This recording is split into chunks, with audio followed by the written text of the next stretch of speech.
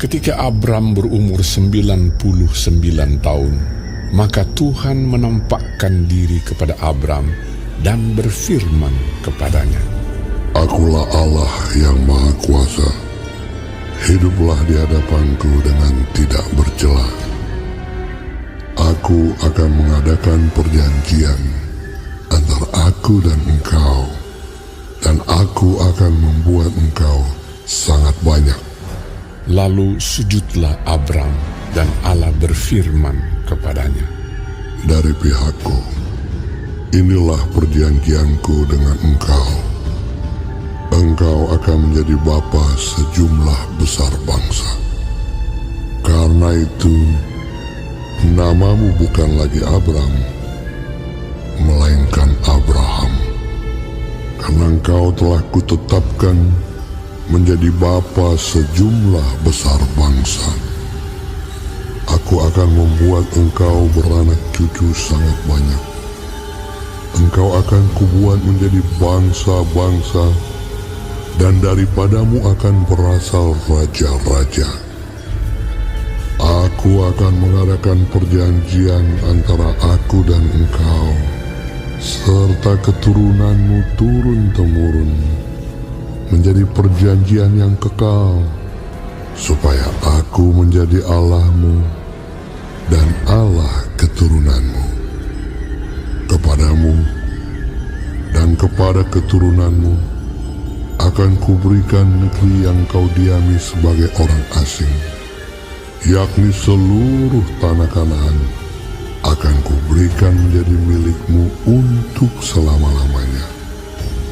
Dan aku akan menjadi Allah mereka. Lagi firman Allah kepada Abraham, Dari pihakmu, engkau harus memegang perjanjianku, engkau dan keturunanmu turun-temurun. Inilah perjanjianku yang harus kamu pegang, perjanjian antara aku dan kamu serta keturunanmu, yaitu setiap laki-laki di antara kamu harus disunat, haruslah dikerat kulit katanmu, dan itulah akan menjadi tanda perjanjian antara aku dan kamu. Anak yang berumur 8 hari haruslah disunat, yakni setiap laki-laki di antara kamu turun-temurun, baik yang lahir di rumahmu maupun yang dibeli dengan uang dari salah seorang asing, tetapi tidak termasuk keturunanmu. Orang yang lahir di rumahmu dan orang yang engkau beli dengan uang harus disunat.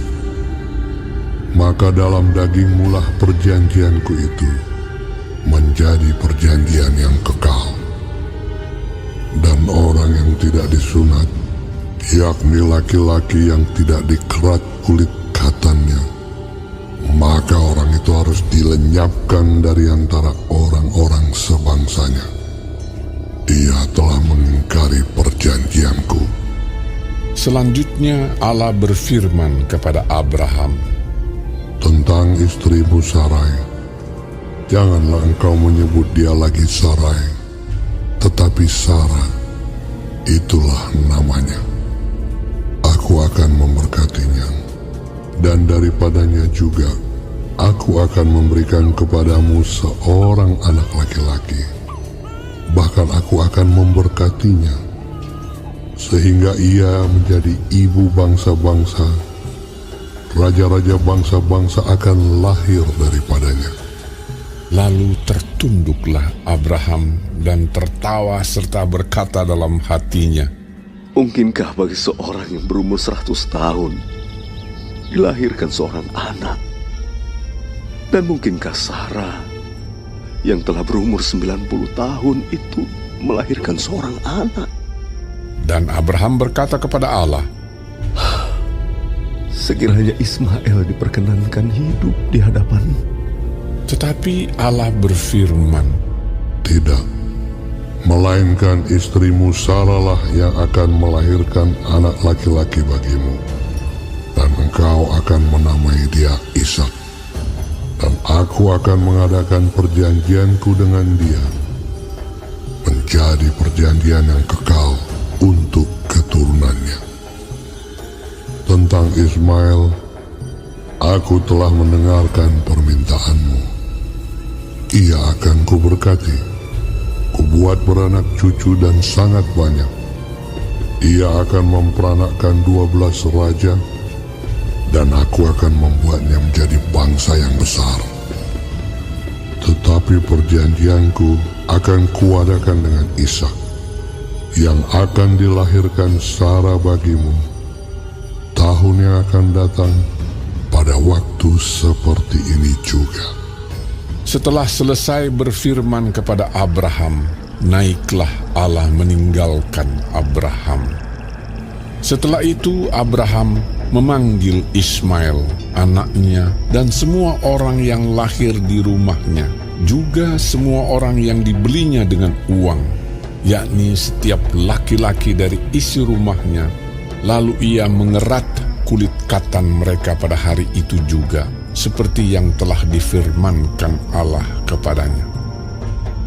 Abraham berumur 99 tahun ketika dikerat kulit katannya. Dan Ismail, anaknya, berumur 13 tahun ketika dikerat kulit katannya. Pada hari itu juga Abraham dan Ismail, anaknya, disunat.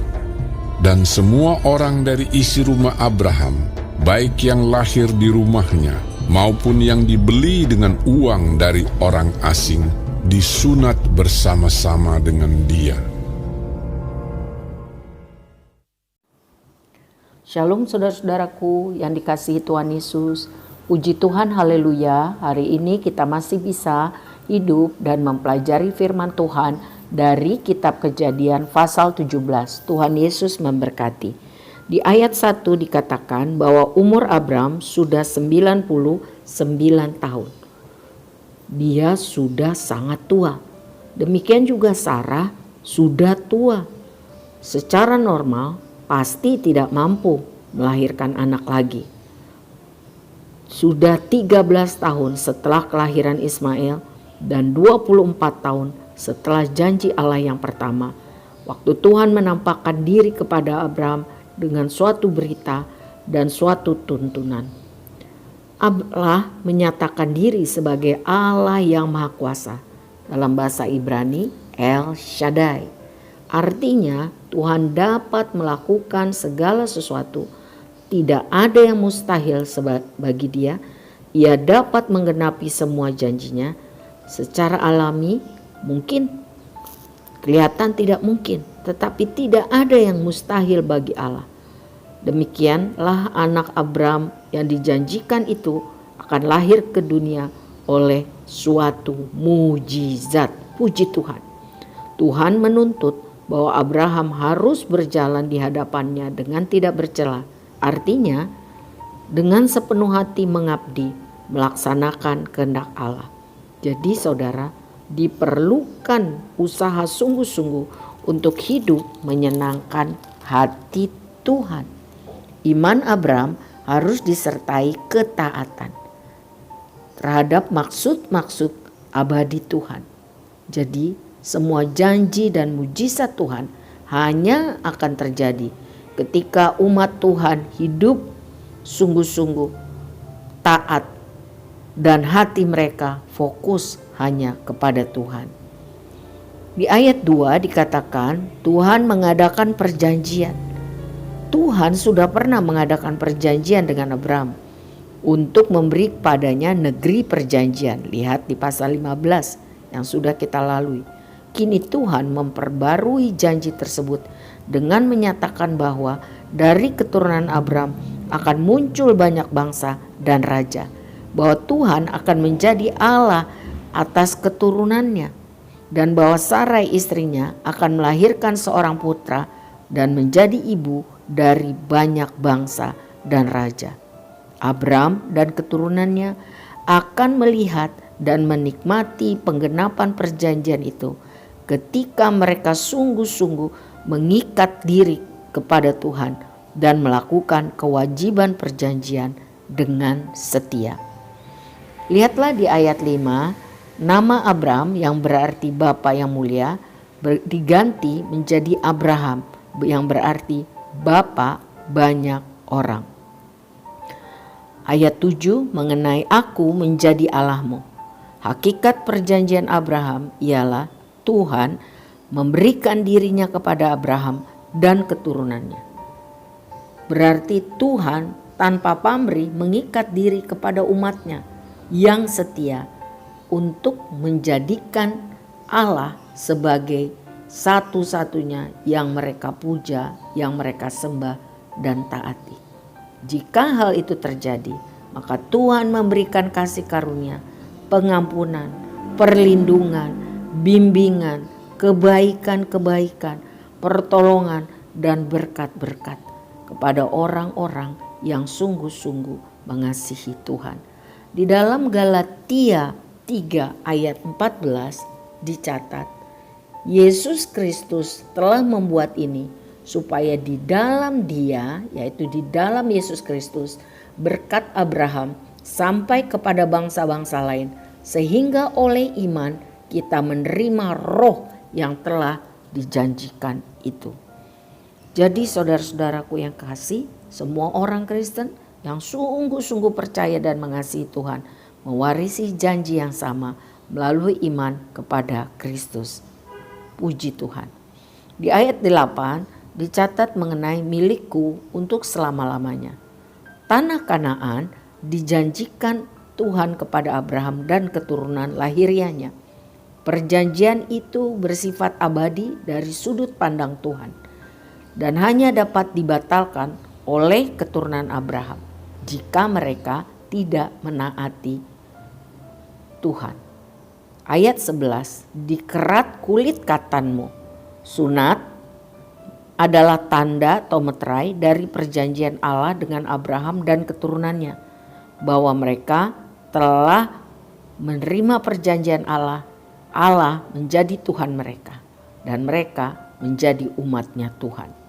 Sunat adalah meterai kebenaran yang mereka miliki oleh iman, supaya mengingatkan umat itu akan janji Tuhan kepada mereka serta tanggung jawab mereka kepada Tuhan. Ayat 15 mengenai Sarah yang berarti putri raja. Ini menunjuk kepada kedudukannya sebagai ibu segala bangsa dan raja-raja. Lihatlah di ayat 17 mengenai tertawa. Dicatat di Alkitab rupanya orang yang beriman kuat pun kadang ragu juga atas janji-janji Tuhan. Bila hal itu terjadi dalam kehidupan kita, waktu iman kita goncang atau lemah, apa yang harus kita lakukan supaya kita kembali kuat di dalam iman?